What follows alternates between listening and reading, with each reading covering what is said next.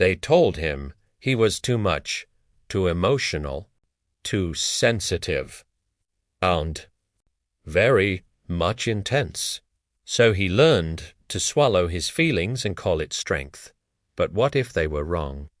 What if the very thing they told him to hide was the thing that made him powerful? He grew up in Texas. Big skies, big voices, big expectations. People there respected toughness, control, keeping it all together, and he tried his best. But feelings just came easily to him. When someone was hurting, he felt it. When someone was angry, that feeling stayed with him.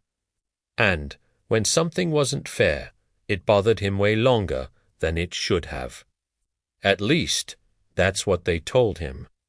At school, the comments were subtle at first. Don't take it so personal. You're overreacting. Why do you care so much?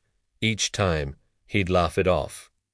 But inside, those words stuck. He started watching himself constantly, monitoring his reactions, holding back tears, shrugging when things hurt. He learned to say, "I'm good," even when he wasn't, because being emotional was treated like a flaw. And flaws, well, they made you weak, so he toughened up. Or at least, he tried to. He stayed quiet when things bothered him. He told himself to just man up. He ignored the heaviness that sat in his chest. And, for a little while, people seemed to approve. But ignoring feelings doesn't make them disappear. It just makes them pile up inside. Small disappointments turned into anger, silence turned into frustration. And the sadness he never addressed found other ways out, sometimes as mood swings, sometimes as complete exhaustion, sometimes as just feeling empty for no clear reason. One night, after a long day of pretending, he sat alone. No distractions, no noise, just the truth, and the truth was simple. He was tired of holding everything in, tired of making himself smaller than he felt, tired of apologizing for who he was. That's when a thought crossed his mind, a quiet one at first. What if I'm not broken? What if the problem isn't that I feel too much, but that the world doesn't know what to do with people who do? He started noticing things differently. How he could read a room instantly. How friends always came to him when they needed to talk.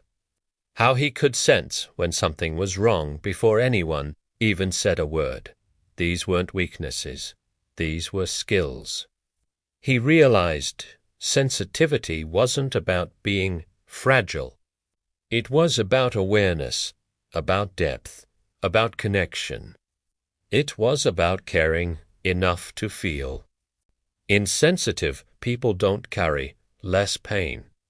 They just ignore it. But sensitive people, they transform it. They turn it into understanding, into creativity, into empathy, into leadership. So he stopped apologizing for his emotions. He didn't make them louder. He just made them honest. He knew when to speak, when to relax, and how to protect his vibe. That's strength, not weakness. That's emotional intelligence. Over time, something changed. People started trusting him more, listening more, opening up to him more, because he was real. And being real makes people feel safe. He learned this truth the hard way.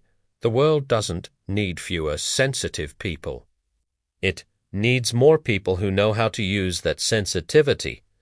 So, if you've ever been told you're too much, or too intense, hear this: you are not too much.